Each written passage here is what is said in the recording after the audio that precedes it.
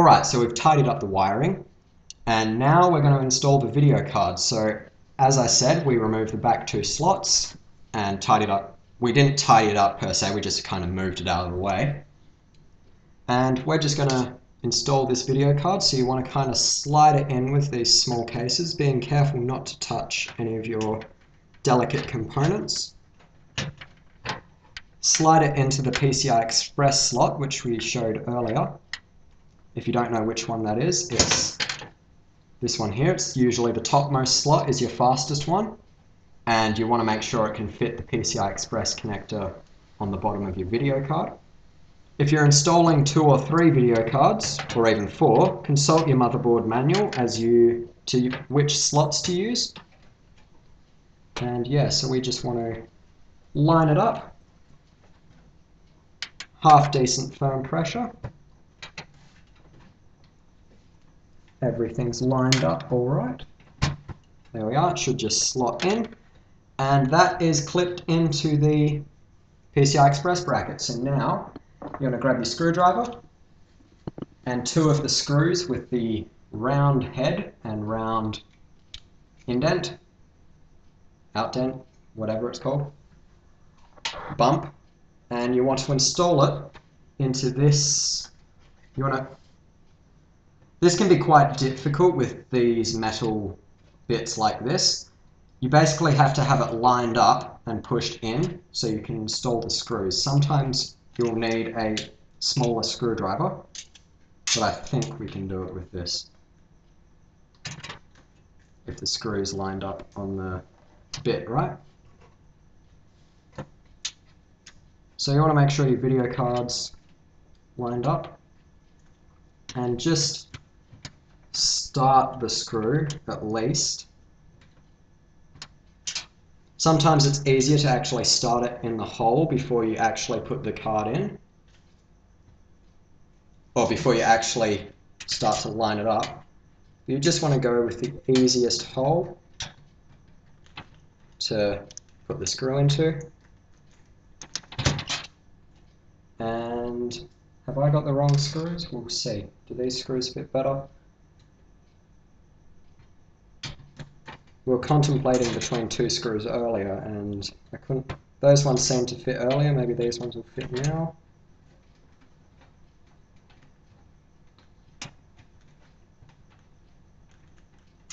No, thread seems to be too thick, so we'll put the smaller ones in.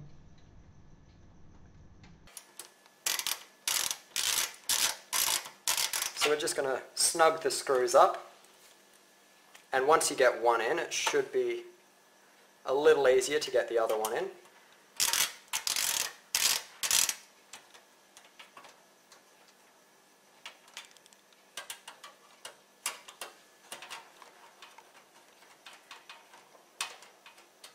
And those screws are in, so now we want to put this PCI Express slot cover back on,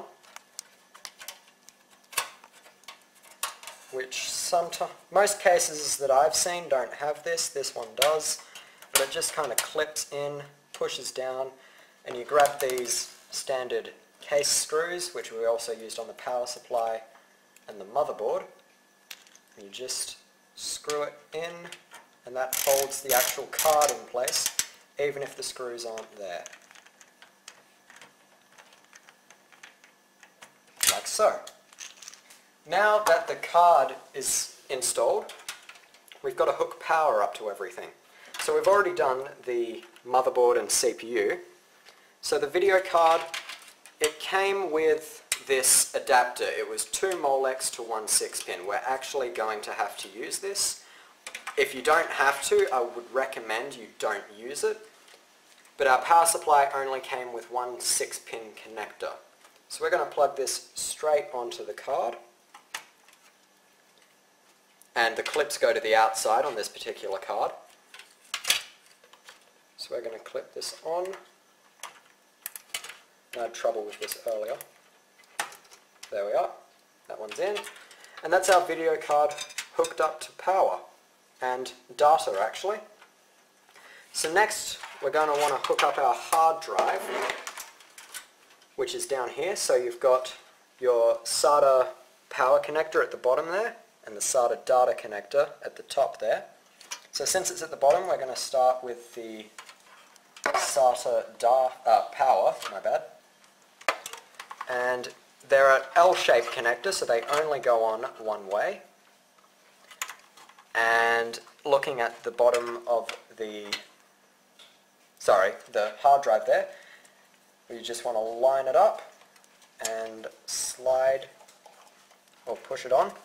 These don't have any clips, so you just got to kind of push it on until it stops, like that one did. And finally, a hard drive SATA data connector. So that's this one here that we plugged into the motherboard earlier. Check which way the cable goes and click it on.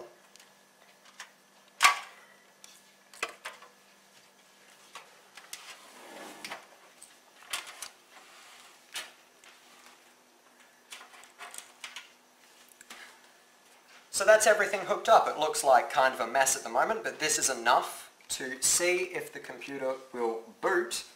So before we boot it, you just want to make sure all of the connectors are out of the way of any, or all of the cables, sorry, are out of the way of any fans. So it looks pretty good here. I'll just check the video card, and that looks pretty good. So we're going to stop right here and test boot it. So see you in a sec. Now that the computer's ready to test boot, I've grabbed my monitor, keyboard and mouse. Now, you don't want to plug the computer into any internet, any printers, any USB drives, anything like that until you've installed your operating system and all of that stuff. So we're going to start with the video to my monitor. So it's just a DVI connection which is going in on the back of the video card here. Do not use the video on the Intel CPU/motherboard if you have a video card installed. We're also going to plug in my USB keyboard and mouse. Make sure you use the black USBs for this, as USB 3 doesn't help us at all with keyboards or mice. Lastly, plug your power in and turn your power supply on, turn the wall on, and just before we turn it on, a little bit of PC building superstition. Never put the side panel on when you're test booting, because you know if you put the side panel on, it's not going to boot up. Also, if you hurt yourself, cut yourself, whatever, it's good. It means it's going to work first time. I haven't hurt myself, so all we can do is hope. Now, we call this the smoke test because, well, if it smokes, you've done something wrong. Yeah, so we're just going to reach around and press the power button here. Fans are spinning. Do we get a beep? Reboot and select proper boot device. This is good. This means that it's posted and is working. That was actually really quick. So now what we've got to do is tidy up our cabling, install Windows, and yeah, that's about it. It's ready to send back to the customer. While we're here, we'll just make sure the reset button works.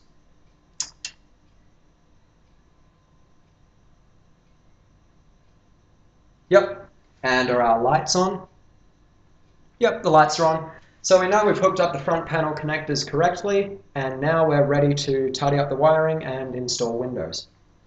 So now we've installed the operating system, we've tidied up the cabling, as you may see, and now it's time to, well, give it to the customer. But before we can do that, you'll see we have to put the side panels on, and, well, the customer needs all the spare parts. So I'm going to come around here and show you what they need. So, yeah, we've got the motherboard box with the power cable, the CPU socket cover, a spare cable that we took off. This was for the CPU connector, the two PCI Express brackets, all their screws and all their manuals. So all of this is going in the motherboard box for the customer. Now, one last thing, we've installed Windows, but we need to put the Windows Certificate of Authenticity on the side panel. But to do that, we have to put the side panels on, so we'll grab them out of the box. We'll start with the back side panel, figure out which way it goes, and like I said, this case is a little different. Usually they just slide on. So what we're going to do is lay the case down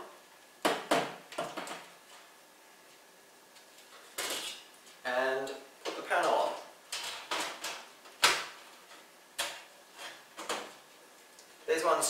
These panels on this case just kind of clip on, and there, that's on. All we got to do is put the screw in. And now we'll do what I call the front panel, but it's really the left side panel. And this one goes on a lot easier.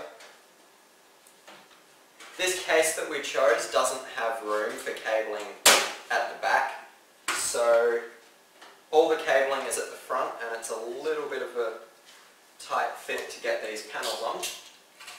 But all you want to do is hold the panels into place, put the screws in,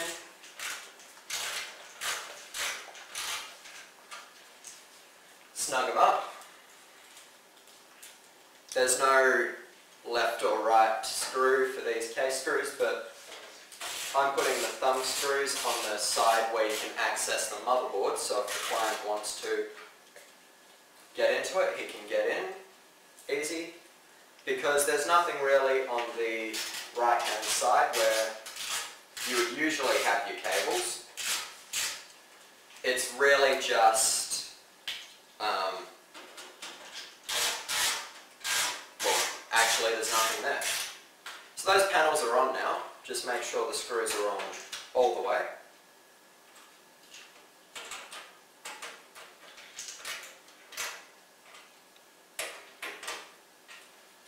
And yeah, that's it. So, as you've probably seen in this video, Windows comes in this little packet like this now, and as soon as you crack the seal, you've got the Windows Certificate of Authenticity and another seal to get the disk out. You probably wondered how we installed Windows. We installed it with this USB CD drive here, so we just plugged it in and installed it off the disk like you would if you had an optical drive. But this was fine, it took about the same amount of time. So yeah, that's how we installed it via the disk. But now we need to put the Windows Certificate of Authenticity, and I think I'm going to put it down here. So this is on the reverse side panel, so the back, the right hand side panel. We're just going to peel it off here.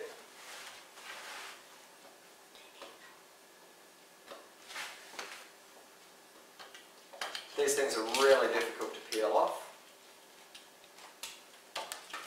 And once you sit them on, they're not designed to come off.